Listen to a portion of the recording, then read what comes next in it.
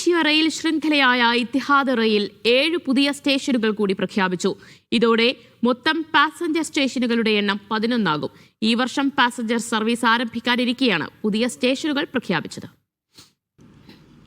Abu Dhabi എമിറേറ്റിലെ അൽസില, അൽദന, അൽമിർഫ, മദീനത്ത് Zayed, മസൈറ, അൽഫയ, Sharjah എമിറേറ്റിലെ അൽദൈദ് എന്നിവിടങ്ങളിലാണ് പുതിയ സ്റ്റേഷനുകൾ പ്രഖ്യാപിച്ചത്.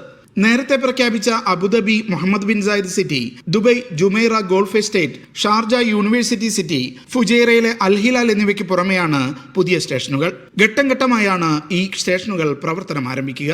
UAE 7 എമിറേറ്റുകളിലെ പ്രധാനപ്പെട്ട 11 നഗരങ്ങളെ ബന്ധിപ്പിച്ചാണ് ഇത്തിഹാദ് റെയിൽ കടന്നുപോവുക.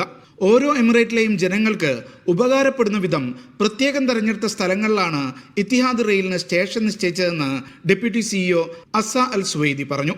ഈ വർഷം പാസഞ്ചർ സർവീസ് ആരംഭിക്കാൻ ഇത്തിഹാദ് റെയിൽ സർവ്വസജ്ജമാണെന്നും അധികൃതർ അറിയിച്ചു.